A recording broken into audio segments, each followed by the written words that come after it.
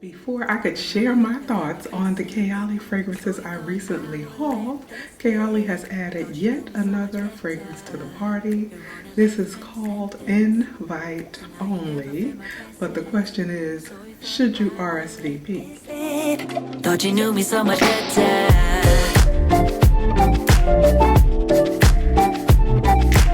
Hi, it's Crystal, your very own personal beauty pro. I'm a professional makeup artist.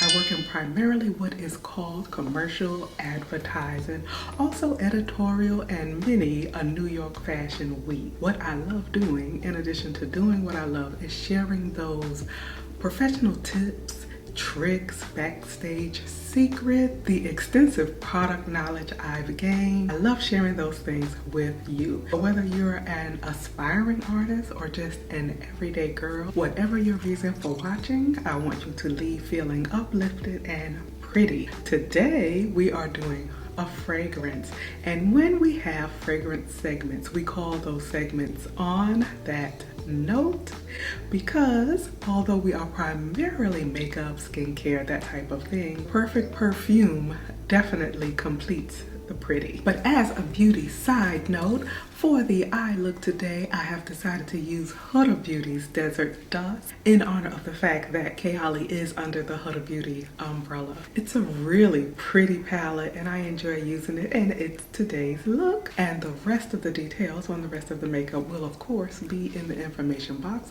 with links so you can explore. In a haul, I recently shared that I was going to finally explore the Kayali brand, and I got 3 of their fragrances, including 2 pretty new releases, the Utopia Vanilla Cocoa and the Sweet Diamond Pink Pepper, and I also got the Vanilla 28. But before I could get the video out to you, they had yet another new release. It did occur to me why they were releasing fragrances so close together, and I suspected that they may have intended a different release date.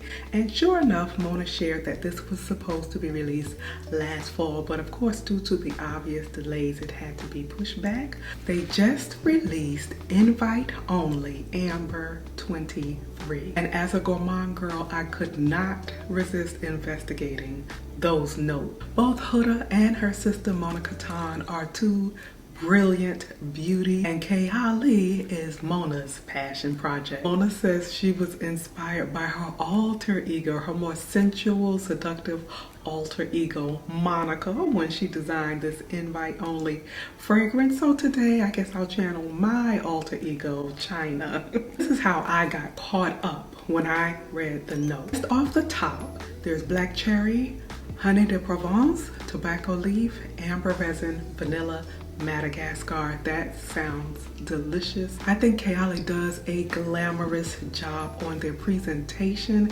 This is how perfume should look and feel when it arrives. The Kayali box is kind of shaped like a gemstone itself. This particular fragrance is an eau de parfum concentration, and it's what Kayali calls their intents. Their intention with these are for them to be stronger and last longer. The bottle is just unquestionably gorgeous. It has that delicious jet metal finish and that glamorous gemstone top. The top is lightly weighted, but it does not feel cheap at all. And Kayali's atomizer is second to none. It is like a semi-continuous mist that goes on and on to the break of dawn. You have to make yourself stop spraying it. My very first impression in one word is scrumptious.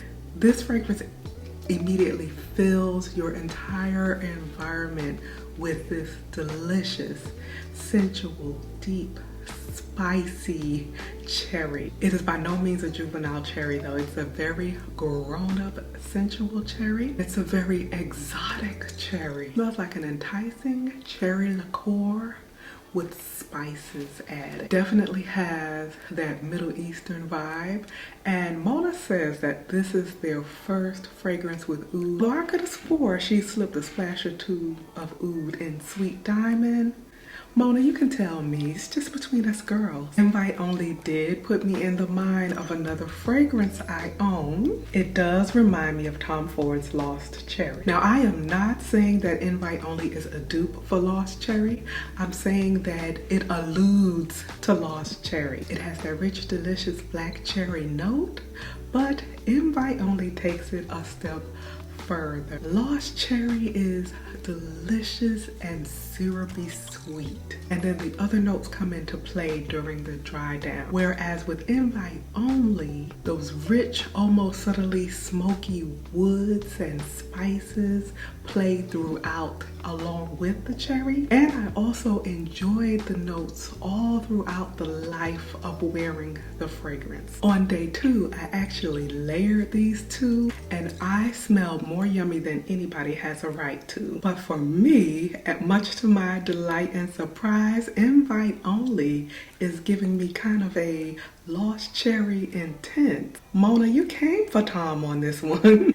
Invite Only smells like Lost Cherry was a millionaire, decided to get its money up, hopped on a plane to Dubai, and became a billionaire. This pleasantly surprised me. I'm like, there's no way anything that delicious is going to last. But the scent bubble and the longevity really impressed me. For the first couple of hours, I was enveloped in the fragrance.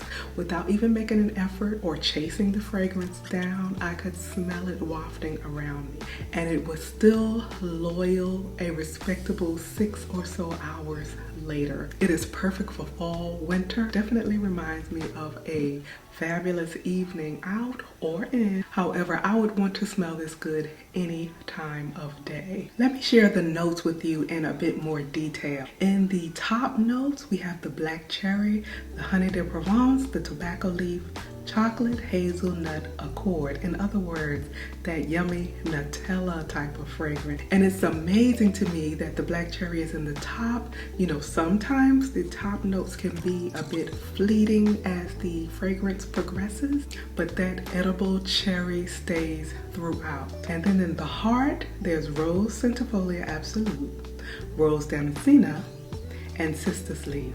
If you really linger over the fragrance, you can get a sense that there's a deep floral heart, but the rose is not very obvious. And then in the base, there's that genuine oud oil, Cypriol. Then there's Firmenich musks. They listed the Firmenich company, which I think they worked closely with. If you're familiar with perfumery, Firmenich is like one of the names. They're over a century old, and they specialize in concocting both scents and also flavors. They're masters in conjuring up things that delight the senses. And some of the best perfumers in the world are Firmenich alumni. I want to say that Mona did briefly mention the nose or one of the noses behind this, but I didn't catch it, and I haven't found it in writing, but I do love to give the perfumer credit, especially when something is this yummy. The other base notes are amber resin, benzoin, sandalwood fir absolute, patchouli, and vanilla Madagascar. You have that woody, resinous, sweet, and spicy. You are not just going to smell like a snack, you are going to be the entire dessert. I do have one complaint about Invite Only Amber 23. And that is, I wish I had gotten a larger bottle. Now, do I recommend you run out and buy it, or that it's a blind buy? Honestly, I don't think any fragrance is really a blind buy because people are so individual and taste vary so widely.